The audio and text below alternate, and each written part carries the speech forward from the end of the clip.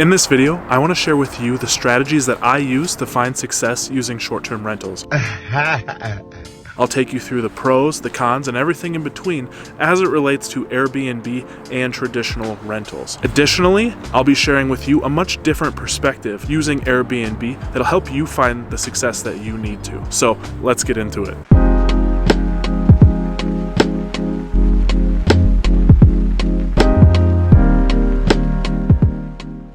So let's get started by talking about what a short-term rental is. So a short-term rental is anything that's normally under 12 months. So like a traditional 12-month lease, right? And typically it's really under 6 months is normally the in-between, because a lot of traditional leases also might offer a 6-month standard. So a lot of times we like to think of it outside of the tradition, and it's really more of like this flexible leasing concept. And so a lot of times you might hear with Airbnbs, there'll be 2, 5, 10 night minimums. And what that really is it's considered a vacation rental. And so depending on your area, mine being in Denver, a vacation rental is anything that is 30 days or less. So make sure that you're taking that into consideration when you're deciding upon your approach. So if you want to go the vacation rental path, you definitely can, but just know that there's a few things you're going to want to look into first. First, you're going to want to look into the laws in your city to see if there's any special licenses that you're going to need in order to rent out your Airbnb, and then secondly, if they even allow it at all.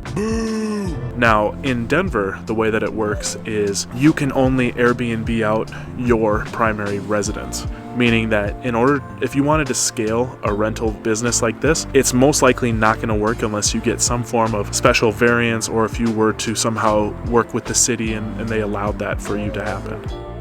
So that's definitely something that you want to consider when scaling your business. And then secondly, legislation is changing all the time. And so vacation rentals are on shaky ground, to really say the least. Now, you may have caught on to where I'm going with this. And if you haven't, that's fine, because I'm going to take you through it now. The strategy that I use is monthly rentals using Airbnb, VRBO, and Furnished Finder. Now, what I mean by that is 30 plus days. Now, you'll probably still need a rental license, so make sure you're looking into your laws with your city and see exactly how you can still be legal. But the main idea here is that you're going to be renting out your unit monthly. Now, I'm going to share the pros and cons with you next. So traditional leases are normally 12 months, and sometimes they'll have a 6-month product. But what about everything in between there?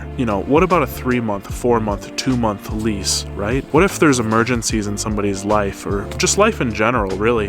There's a variety of reasons why somebody might need that 3-month lease. And I can just name a few. We're talking about contractors who are doing that for work, traveling nurses who are traveling for work and need a place to stay, but there's not a lot of options to them in these areas. So that's kind of a big part of this whole monthly strategy that really does help find the market that you need to get into. These are just a few examples, but the point is that there's an entire market out there looking for this product and this service, and they don't want to stay in a hotel, they want to stay in a home. Next, and you're going to like this one, is that you are actually able to double your rental income using Airbnb and these short-term rental strategies in comparison to the traditional route of rental income. Wow, look at this. Do you know what this means? And what's so great about this is that you're offering a fantastic product of a flexible lease to people who really want it. And the reason you're able to charge so much is because there's actually some risk involved. And the risk is basically that you don't have a 12-month lease. And so because of that, you should be compensated more for that, right? And these people are more than happy to pay for it. And so that's definitely one of the greatest upsides of making this income, is it's well deserved. And if you're interested in learning more about short-term rentals and other real estate investing content, please like this video and subscribe to my channel.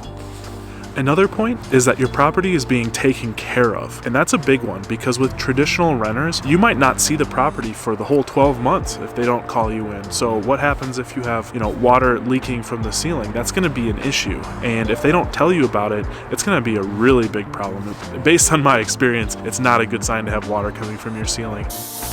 So having the ability to go into the unit on a regular basis, this either monthly or every 2 months or even every 3 months or whatever that might be, is much better than being able to only go in once annually. And so you'll be able to always have a feel for how your unit's doing. And on top of that, you have amazing tenants. You have people that are only there for work. They're not there to party. They're not there so that the cops can get called. They're there because they have something to do, and they're going to treat your house the same way they would treat their own, and with respect. And And that means all the world to an investor. And so this is also a much safer avenue for you to rent out your unit. And lastly, this strategy doesn't rely on people's spare pocket change where they're going on a vacation, because normally when the economy drops, they're not going to have the money that they need to go on these vacations. People's pocketbooks will tighten up. I'm broke as shit. So they might not have that money. Whereas when your strategy is based on people who either travel for work or have life things that are happening to them, you're always going to win. Always having a flexible strategy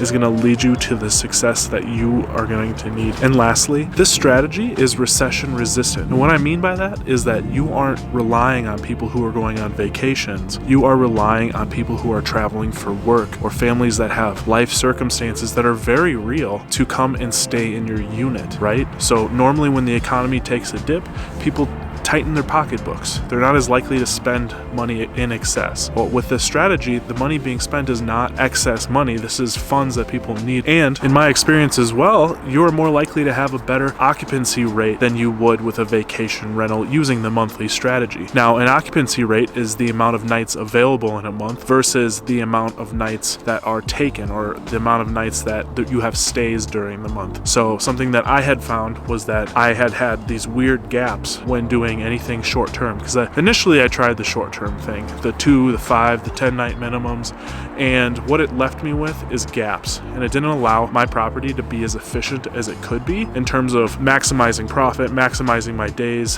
and making sure that I had good tenants in at all times. With the vacation rental, I didn't always have great tenants, whereas I've never had a problem with these monthly tenants. And so you need to be thinking about your occupancy rate, which mine has been around 94% since starting this 2 years ago with this duplex. Another one. So that's definitely something that you're going to want to think about, and it's going to affect how you invest in real estate. As I've mentioned, I do believe that the monthly strategy is the best when considering your option for renting out your property. Now, I have a lot of different ideas on how you can exactly optimize your listing and what that'll look like for a monthly strategy, but I'll leave that for another video. So that's it for today, guys. If you liked the video, please give it a like, comment down below any questions that you may have about the monthly strategy, and please subscribe to my channel so I can share more great content like this with you. Until next time, peace.